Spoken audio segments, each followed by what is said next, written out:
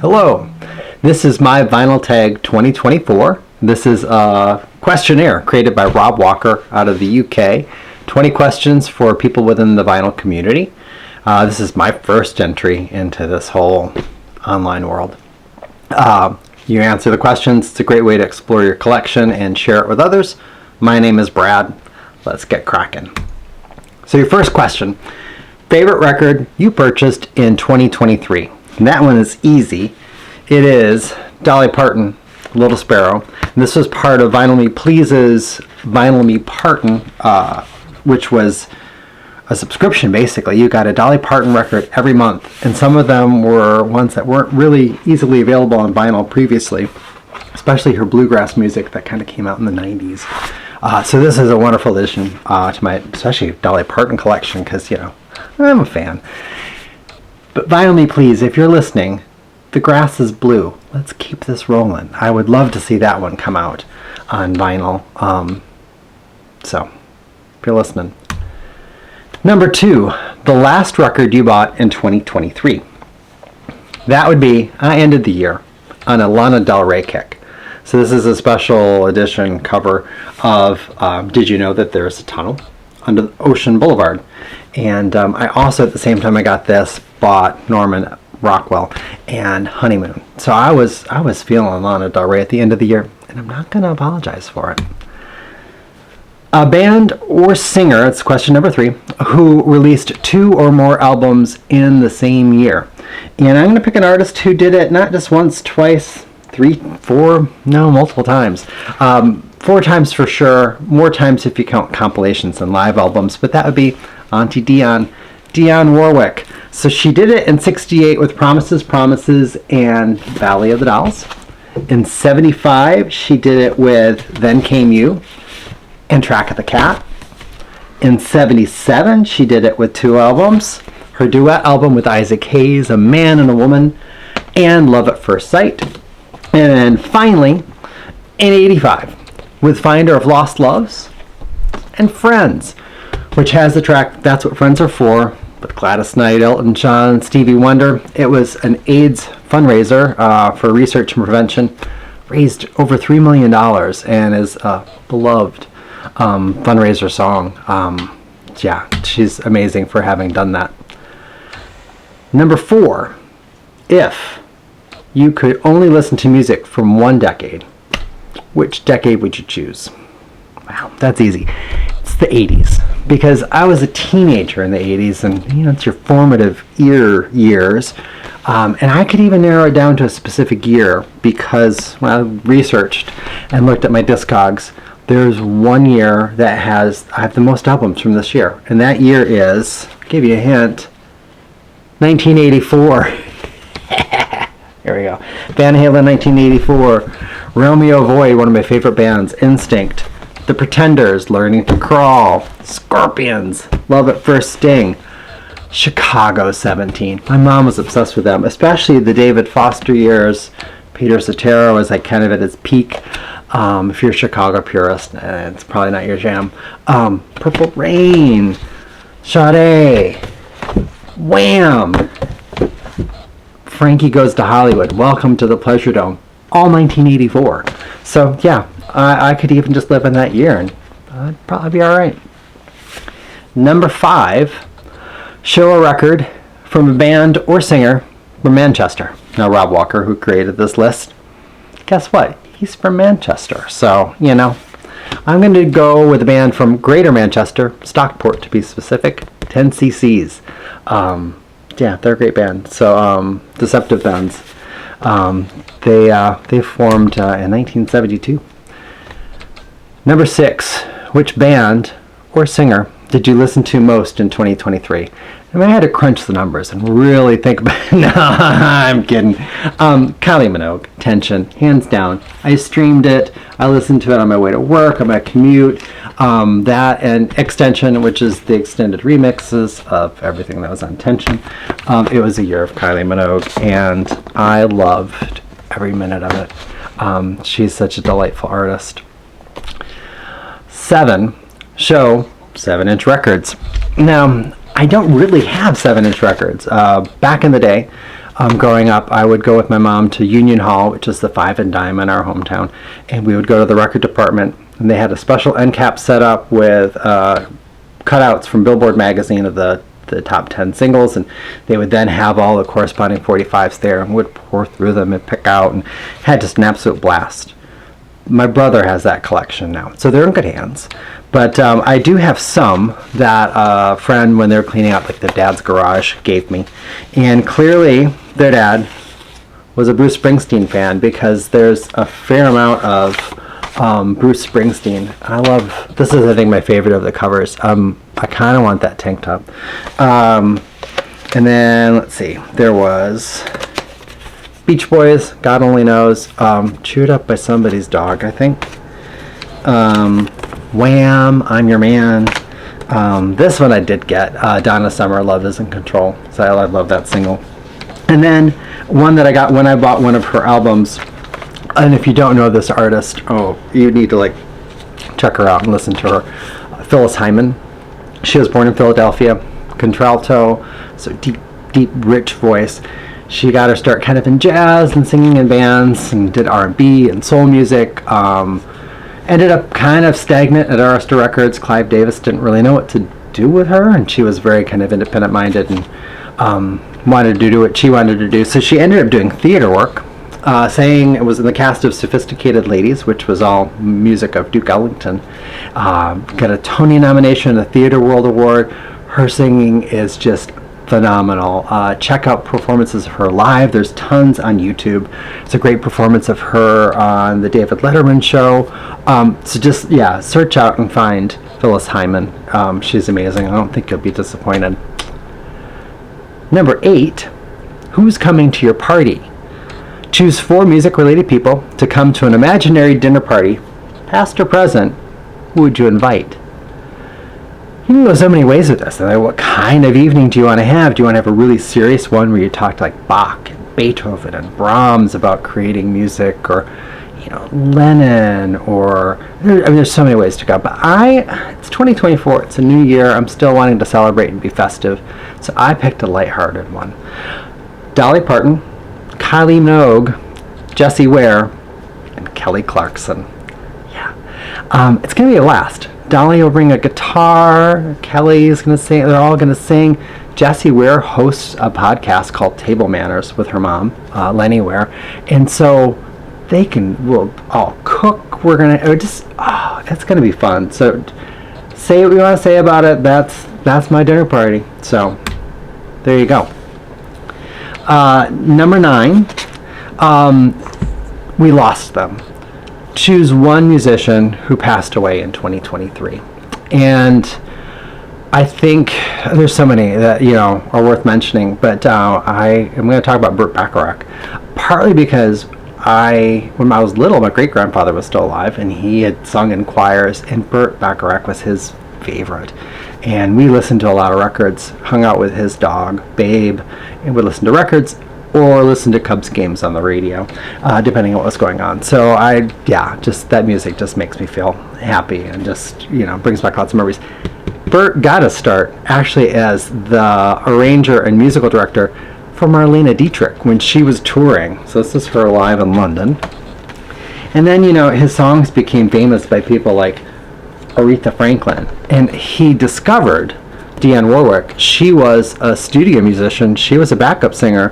And he discovered her, started having her sing demos, and eventually, her career just skyrocketed. And she's, I think, the definitive performances of his music, because the rhythms he writes with and the harmonies that he goes through can be complicated. And she's such an intelligent singer and such a great musician that she made it all look effortless. The other singer who interprets his music so well, and this actually was nominated for an Oscar, The Look of Love, Dusty Springfield. I don't think it was her version of it, but she did cover this song. Burt Bacharach, he was 94. He passed away in February of 2023. 10. Imagine you could only listen to music from one country. Which country would you choose? Though it's I'm from the U.S., and I couldn't go wrong to pick my home country. There's so many great musicians that are from here, so many great musics that have blended and come out of this country. But though it's technically 4 countries, I would choose the United Kingdom. Beatles, Stones, The Who, The Kinks, Yardbirds, Bad Company, Black Sabbath. Then you go to the Second Invasion. I mean, the Wham, Bananarama, Elvis Costello, The Pretenders, The Clash, The Eurythmics, Culture Club, Duran Duran, Dusty Springfield with the Pet Shop Boys. Yeah, it's going to be the UK. Northern Soul, even though it was all stuff that they drug over from the US and kind of reinterpolated, it's just, yeah, it'd have to be the UK. 11. Name 3 vinyl community channels you discovered in 2023. I don't know if I discovered these channels in 2023, but I definitely have watched these channels in 2023. And first, I'd have to shout out Chris from Stylus Meets Vinyl. He's up in Canada. And he actually posted the first Vinyl Tag 2024 video that I saw this year. And I've seen this before. And so I'm like, oh yeah, I should do this. And so thanks for giving me the idea, Chris. Another Canadian, Frank Landry, channel 33 RPM. I love watching his great rock commentary, info about gear, like pressings of records, and some interesting commentary about discogs that we all love and hate and use. There's Dillon from Noble Records here in North Carolina. I have yet to go down to his store in Charlotte, which is, like 2.5 hours away from me, but someday, Dillon, I'm coming. You're just a great collector. I love seeing your room at equipment tours. You've had a few different rooms. The newest one seems like a great size, and it's just awesome. And I also got storage ideas. I don't think I have any of them here. Oh, yeah. The plastic with... this doesn't have it. Here we go. Here's one I've actually done properly. Yeah, I learned that from you. So thank you. Some other mentions: G.I. Sanders, NTX Vinyl in Fort Worth, Dallas. Skylar over at Culture Shock in my hometown, Rockford. Nick at Toad Hall from Rockford. There's also Bryce of Locked Groove, though she predominantly posts on another platform. Anytime she talks about music, I'm taking notes about the lists of things and the music she's listening to, because it's interesting to me, and I love that within this community we share, and you can learn a lot from other people. Another person who's kind of inspired me to also think about making videos and be here now, Melinda Murphy, who I believe is in Kentucky. We're similar ages, I think. Definitely similar musical taste, and anytime I've commented on your videos, you comment back. I love that you share your memories of music and your just journey of collecting, and it's neat to see your channel grow and all the things and opportunities you've had as a result of this vinyl community. So it's been inspirational, and also that you do it with just an abundance of kindness and a positive attitude. So I really appreciate that, and yeah, it's really neat to be part of the vinyl community. Number 12, show a record you bought when you were a teenager. Speaking about musical memories, when I got the first stereo system that I could have in my own room, that wasn't like the little tiny one for 45s, I bought Hall & Oates H2O. This was, yeah, oh, I loved it. And just even holding that record just brings back memories. Number 13, show a funk or soul record. Tough to do because I have a lot, but one that really speaks to me, artist particular, the album depends on my mood which one I like the best. Sharon Jones and the Dap Kings. This is Naturally. She's amazing. This is an album from 2005. If you want to learn more about Sharon Jones, there's a great Netflix documentary called Miss Sharon Jones, came out in 2015. The Dap Kings, her backing band, were the backing band for Amy Winehouse and Back to Black, and they've done other projects in pieces and parts and individuals, but they're so phenomenal. They're just a great band. So yeah, Sharon Jones and the Dap Kings. Number 14, show a record you think everybody has, then show a record you think nobody has. Well, I mean, I think the minute you buy a record player or tell anybody that you're thinking about collecting vinyl, this record somehow appears before you. because everybody has it, and every record store that gets it sells it right away. So Fleetwood Mac Rumors, I'm pretty sure all of us have this, and it's a great album, so I'm not knocking it, but we all have it, and a lot of people don't remember how they got it, but it's there. Now, not nobody has this. I think Discogs says 2,208 people have this. That's not a ton, I guess, but not as many as Rumors. Pizzicato 5, Sound of Music, which came out in 1995. They're a Japanese band. Didn't release a lot in the US. They did release 2 albums, like in 94 and in 95, and both albums were actually compilations of previous albums they had done.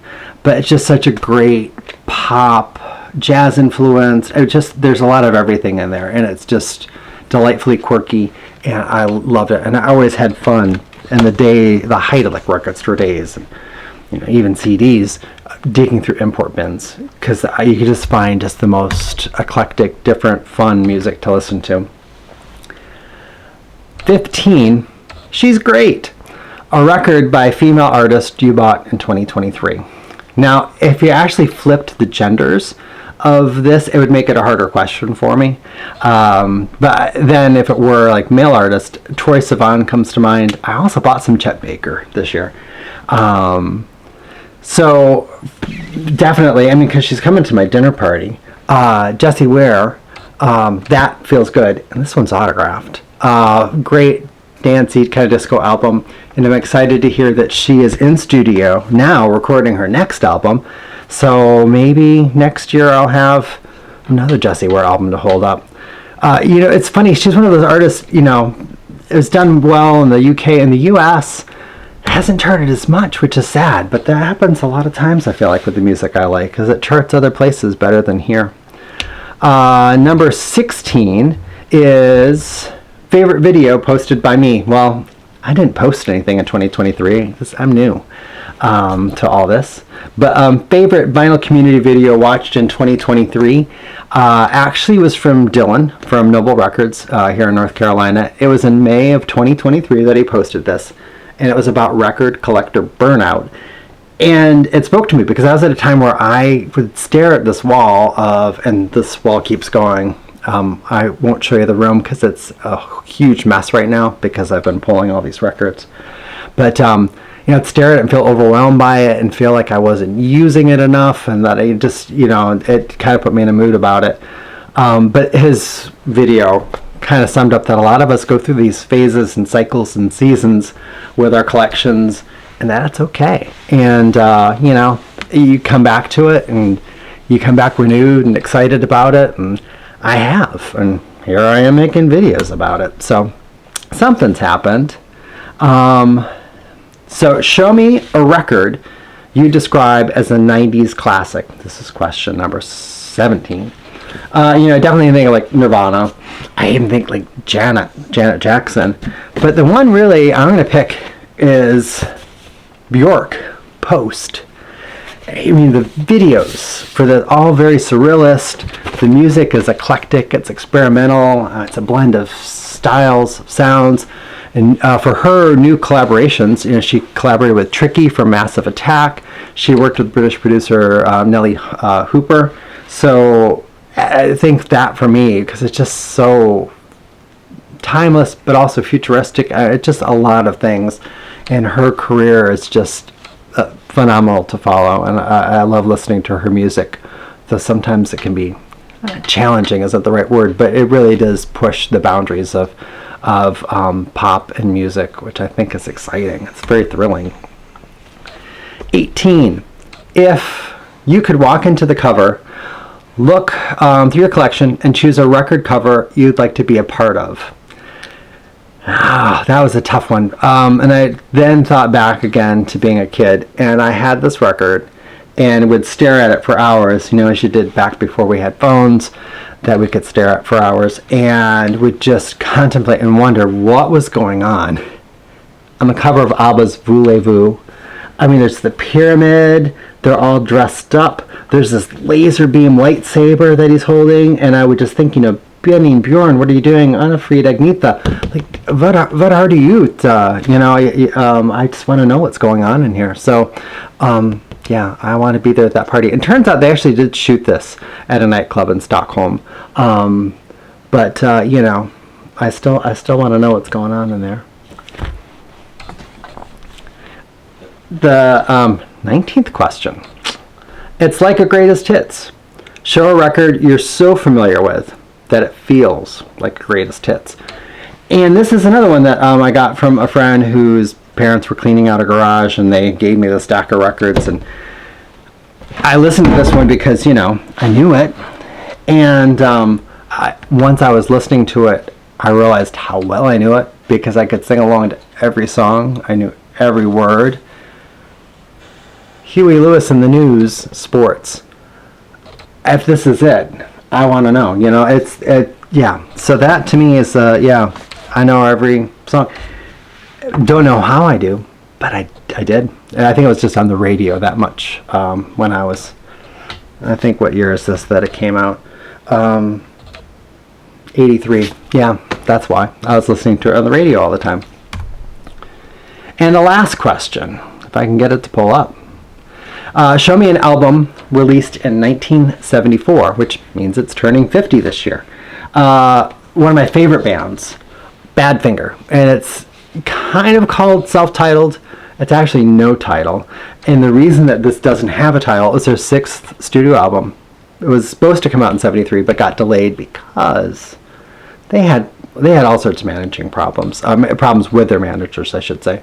And they had a manager who signed them to a 3-year, 6-album deal with Warner Records. They just completed their contract with Apple, the Beatles record label, and they were a little irked by that because, I mean, you know, 2 albums a year, and they kind of wanted to take a break, and they weren't going to get it. So they wanted to call this album For Love or Money, and the label said, no. You're not going to do that. So then they said, then no title. And it came out in 74 then. But the other one I want to talk about, I have every single record of hers. This came out in 74. Miss Millie Jackson, Caught Up. Amazing. This is her 4th album. It's a concept album. So side A is her as the other woman. And then side B is her as the wife. And her cover, the highlight of this album for me, is her cover of If Loving You Is Wrong, I Don't Want to Be Right. And then there's a rap that follows it. Blows my mind. It's so good. And what I didn't realize, I knew Barbara Mandrell did this song because I had grandparents that listened to country music. So I knew that Barbara Mandrell did it, and that's actually the version I knew from 1978. But Faces, the Rod Stewart band from the early 70s, they did it as an extra track on one of their albums back in like 72, 73. And their version actually is closer to what Millie Jackson does, kind of more of a soulful version of it. But yeah, Millie Jackson, Caught Up, 74. And speaking of being caught up, that's our 20 questions. So thank you, Rob Walker, for coming up with this list and coming up with, maybe this is your idea. It's just wonderful because it's great to have a chance to dig through my collection and share it with all of you, to rediscover forgotten records that I had, to reflect on the collection of records that I have, you know, see patterns and passions and peculiarities of all the records I have, and share the kind of fun and joy of record collecting and to be kind of, you know, connect with this community. So with that, thank you very much, and happy 2024.